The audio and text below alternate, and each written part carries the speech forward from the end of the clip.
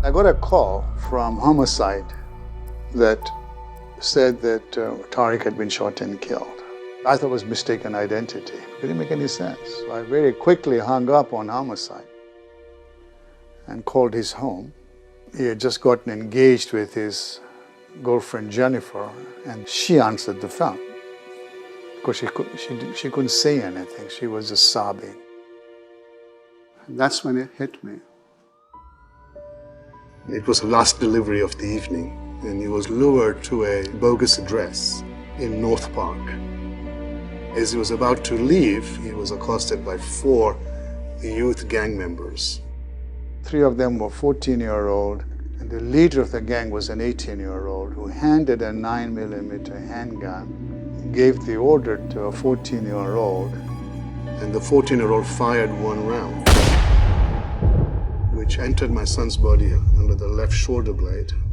And Tariq died a couple of minutes later, slumped in the front seat of the car over a lousy pizza at the age of 20.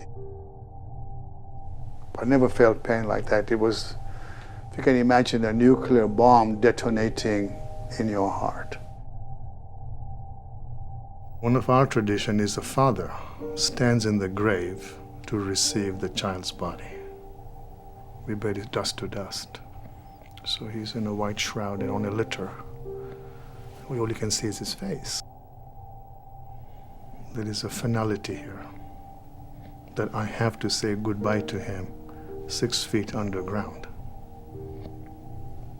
I still don't know how I had the strength to do that. And I went through all the emotions you would anticipate a parent to go through. Unbearable grief, despair. I was suicidal at one point. I really did not know how to go on with my life. But I recognized that there are victims at both ends of the gun.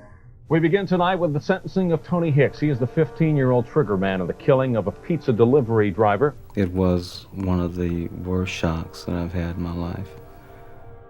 First thing I did was to call my daughter. And she asked me, she said, "Do you believe Tony killed somebody?" I said, "I don't want to believe it. I guess I wanted to not accept that as reality." And I knew that life would change forever. On January 21st, 1995, I shot and killed Tariq Khamisa. I'm sorry for killing Tariq and hurting his family. I'm sorry for the pain that I caused with Tariq's father, Mr. Khamisa. I pray to God every day that Mr. Khamisa will forgive me for what I've done. For the first time in California, a 14-year-old was prosecuted as an adult. Tony confessed to the murder, waiving his right to a trial, and received a sentence of 25 years to life in prison. I asked the district attorney that prosecuted my son's case to introduce me to Tony's grandfather. And I told him, I'm not here screaming, revenge or retribution because your grandson killed my son.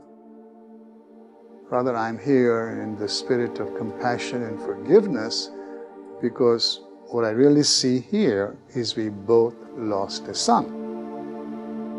I can't bring Tariq back from the dead.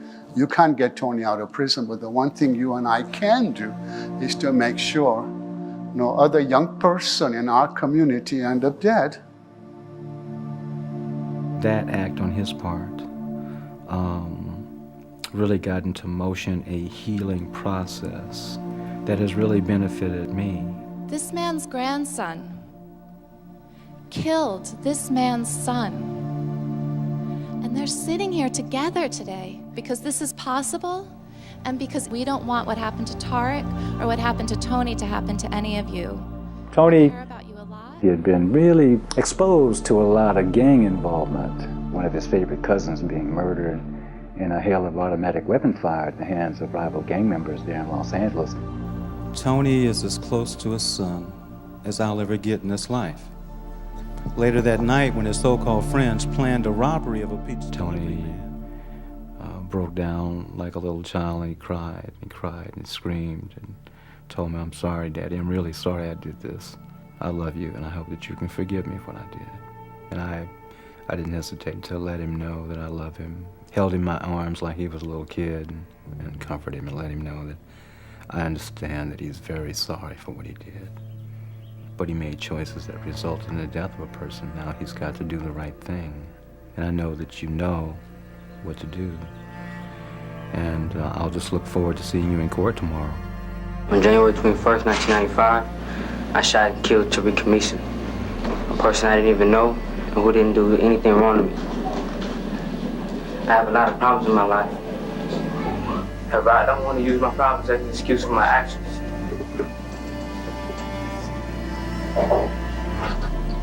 I still don't know why I shot Tariq. I didn't really want to hurt him or anyone else. I'm sorry for the pain that I caused for Tariq's father, Mr. Khamisa. I pray to God every day that Mr. Khamisa will forgive me for what I've done. My grandfather promised me that he would be Mr. Khamisa's friend and help him in any way he can for the rest of his life. I'm very sorry for what I've done. Thank you for giving me a chance to give. There is nothing quite so painful as a broken heart, but a broken heart is an open heart. For me to complete my journey of forgiveness, eventually I had to come eyeball to eyeball with Tony. He was in a New Folsom prison by Sacramento, and we were together for an hour and a half, and at one point we locked eyeballs. I'm looking in his eyes and he's looking in my eyes. And I'm looking in his eyes trying to find a murderer. And I didn't. At that point, I told him, Tony, you know that I've forgiven you because I've been working with your grandfather for over 4 years now. And I want you to know that when you come out of prison, you have a job at the Tariq Khamisa Foundation, and you can come work with your grandfather and me. As I was leaving the prison, there was this big weight that had lifted off my shoulder, because at that point I knew that I had completed my journey of forgiveness. The next day, the grandfather calls me, says, Azim, that meeting you had with Tony has totally transformed him. Because prior to your meeting him, he would tell me, Daddy, I'm not going to make it in prison, I'm going to die. And as you were leaving, he looked at me and said, Daddy, that's a special man. I killed his one and only son. He's not only forgiven me, he's offered me a job.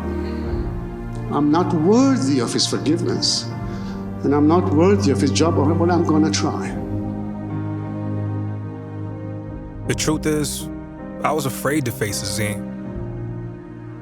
A man who must hate me in a way only a parent who had a child taken from them could.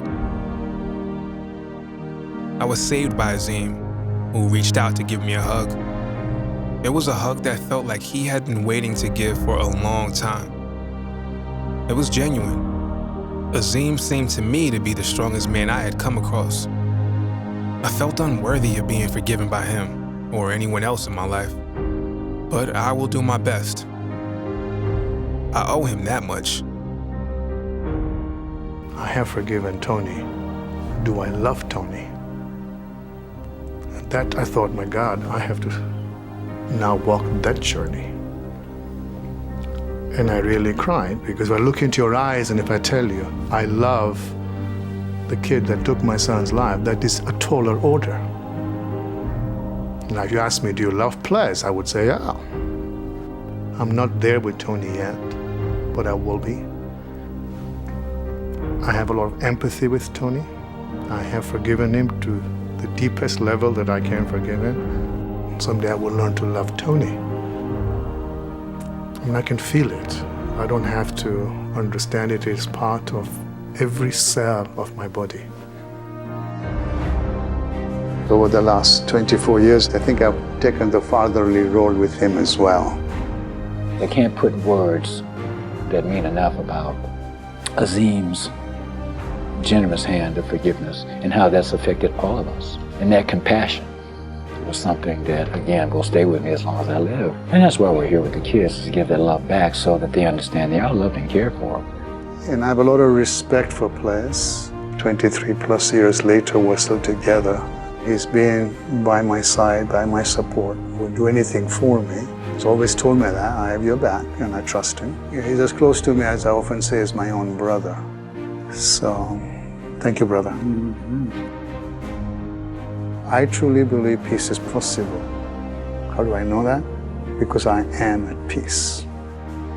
Every one of you in this room is a very important person. With love, our shattered hearts will heal. And it's love that fuels the voyage of his soul. But we will have to feel pain we don't want to feel if we want our hearts to once again be whole. He was like 13 and he'd be riding this bike in the projects. And he always had a gun tucked into the front of his pants. He always wanted you to know that he had a gun tucked into the front of his pants. And once he vowed to me, I will never step foot in Homeboy Industries. I wanted respect. I didn't want anybody to mess with my neighborhood.